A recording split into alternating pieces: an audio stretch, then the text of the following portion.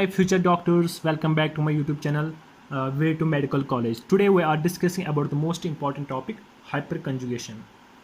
हमने रेजोनेंस भी पढ़ा, उसके बाद इंडक्टिव इफेक्टिव भी पढ़ा. अब हम देखेंगे थर्ड हाइपरकंजुगेशन. देखो हाइपरकंजुगेशन क्या होता है. Hyperconjugation is a general stabilising interaction. इसमें मतलब जो ये हाइपरकंजुगेशन जो ये प्रोसेस होते हैं इसमें मतलब ये किस क्यों होता है, क्योंकि स्टेबिलिटी के लिए होता है ये hyperconjugation effect. It involves delocalisation of sigma electrons of CH bond. इसमें क्या होता है, डिलोकलाइजेशन ऑफ सिग्मा इलेक्ट्रॉन्स. वो आप यहाँ पे समझोगे अच्छे से, पहले आप याद रखो. It involve the delocalisation of sigma electrons of CH bond. ये CH बॉन्ड क्या करते हैं, इसमें जो सिग्मा इलेक्ट्रॉन उसको डिलोकलाइज करता है of an alkyl group directly attached to an atom unsaturated system. देखो ये आप यहाँ पे अच्छे से समझोगे. देखो अगर आप देखो उसके बाद hyper conjugation is a permanent effect. Hyper conjugation जो होता है वो परमानेंट इफेक्ट होता है. आपने देखा इसके पहले आपने देखा रेजोनेंस, उसके बाद देखा इंडक्टिव इफेक्ट. इंडक्टिव इफेक्ट आपने देखा वो क्या है, परमानेंट इफेक्ट. अब आप देखोगे हाइपर कंजुगेशन ये भी क्या है, परमानेंट इफेक्ट. देखो आप यहाँ से पहले ये लाइन ये पढ़ो, उसके बाद आपको ये समझ आएगा. देखो it involves delocalisation of sigma electrons of CH bond.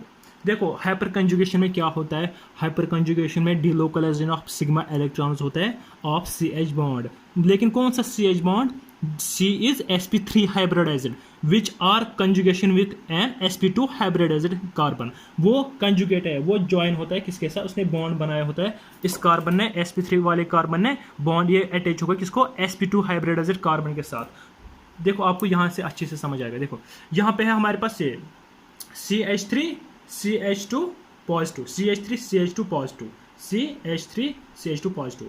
तो इसमें क्या होता है, इट इन्वॉल्व्स, देखो हाइपर कंजुगेशन में क्या होता है, it involves delocalisation of sigma electron of CH bond. लेकिन किस CH बॉन्ड वाले को, C जो है sp3 हाइब्रिड इस वाले कार्बन को, ये delocalisation of sigma electron of CH bond. ये जो सिग्मा इलेक्ट्रॉन है ये और ये सिग्मा इलेक्ट्रॉन है, लेकिन किसका, CH bond of sp3 carbon which is attached to the sp2 hybridised carbon. ये वाला कार्बन sp2 है.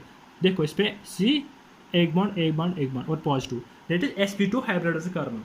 तो हाइपर कंजुगेशन में क्या होता है आप याद रखो, हाइपर कंजुगेशन में होता है delocalisation of sigma electrons of CH bond which is sp3 hybridized and which carbon dead carbon is attached to sp2 hybridized carbon. देखो sp2 hybridized carbon के साथ अटैच्ड होता है, उसी को बोलते हैं हम हाइपर कंजुगेशन. देखो हाइपर कंजुगेशन में कैसे होता है, delocalisation of sigma electrons of CH bond. देखो हमारे पास था ये CH3 CH2 पॉजिटिव. तो इसका जो हम हाइपर कंजुगेशन स्ट्रक्चर है दूसरा, देखो इसमें क्या होता है, ये पॉजिटिव चार्ज मतलब हटाने के लिए क्या करता है, ये H पॉजिटिव हम यहाँ पे देखेंगे, ये जो H पॉजिटिव है ये H CH बॉन्ड ब्रेक जाएगा, ये H पॉजिटिव निकलेगा. जब ये H पॉजिटिव निकलेगा तो यहाँ पे आएगा नेगेटिव चार्ज. जब H पॉजिटिव निकलेगा यहाँ पे आएगा नेगेटिव चार्ज, क्योंकि जब H निकलता है तो अपना इलेक्ट्रॉन यहीं पे छोड़ता है. देखिए यहाँ पे नेगेटिव चार्ज आया. जब यहाँ पे नेगेटिव चार्ज आया और ये नेगेटिव और ये पॉजिटिव आपस में बॉन्ड बनाएगा. देखो यहाँ पे इसने क्या किया, इसने ये हाइड्रोजन छोड़ा. जब ये हाइड्रोजन निकला तो यहाँ पे नेगेटिव चार्ज आया, उस नेगेटिव और इस पॉजिटिव ने डबल बॉन्ड बनाया. देखो यहाँ पे डबल बॉन्ड बना, फिर क्या बना हमारे ये CH2 डबल बॉन्ड CH2. तो ये हमारा एक हाइपर कंजुगेशन स्ट्रक्चर हुआ. देखो लेकिन ये जो sp3 कार्बन इसमें या तो इसको डिलोकलाइज होगा, या तो इस वाले CH को निकालेगा, या तो इस हाइड्रोजन को निकालेगा. देखो इसके पास तीन ऑप्शन है, या तो इस हाइड्रोजन या इस हाइड्रोजन को रिलीज कर रहा है. यहाँ पे इसने इस वाले स्ट्रक्चर में इसने इस वाले हाइड्रोजन को निकाला तो यहाँ पे नेगेटिव चार्ज आया, तो फिर यहाँ पे डबल बॉन्ड बना.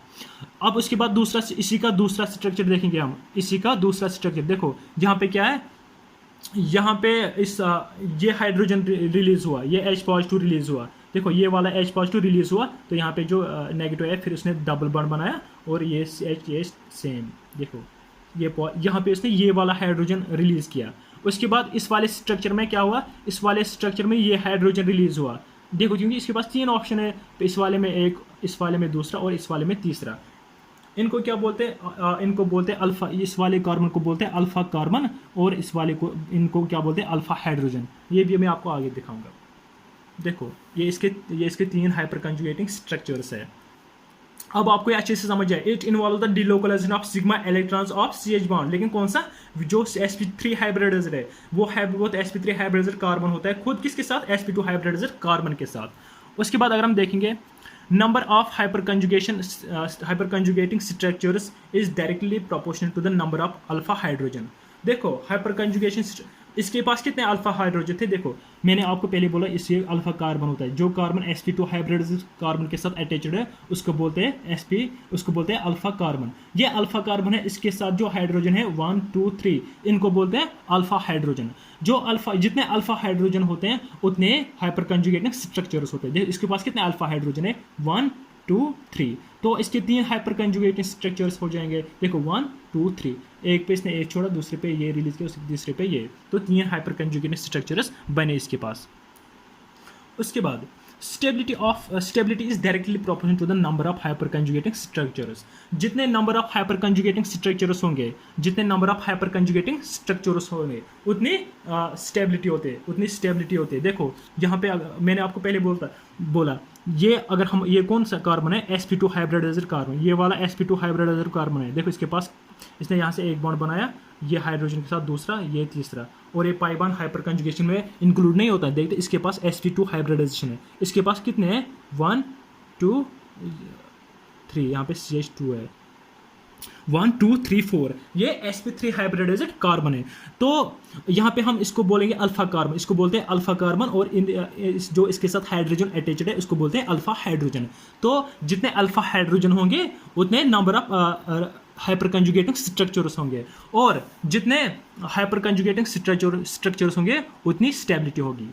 तो अगर हम देखेंगे जो हाइपर कंजुगेशन इफेक्ट है, हाइपर कंजुगेशन को इफेक्ट को आल्सो क्या बोलते हैं, उसको बोलते हैं baker Nathan effect, baker Nathan effect, या बोलते हैं इसको सिग्मा पाई कंजुगेशन, या बोलते हैं नो बॉन्ड रेजोनेंस। क्योंकि नीट में डायरेक्ट क्वेश्चन आता है, अगर कभी थ्योरी टाइप क्वेश्चन आएगा तो आपको ऐसे बोलेगा hyperconjugation is also known as, उस पर फिर बहुत सारे नाम, 4 ऑप्शन होते हैं, तो 3 कोई और होगा, और चौथा इनमें इन तीनों में कोई होगा, या होगा बेकर नेथन इफेक्ट, या सिग्मा पाई कंजुगेशन, या no bond resonance. No bond resonance ये आया भी है, which hyperconjugation is also known as, इसमें था ऑप्शन एक नो बॉन्ड रेजोनेंस। उसके बाद अगर आप देखोगे ये वाला, इसमें अगर आप देखोगे स्टेबिलिटी सबसे ज़्यादा किसके पास होगी, देखो इस मैंने आपको पहले ही बोला जिसके पास जितने अल्फा हाइड्रोजन होंगे वो उतना स्टेबल होगा।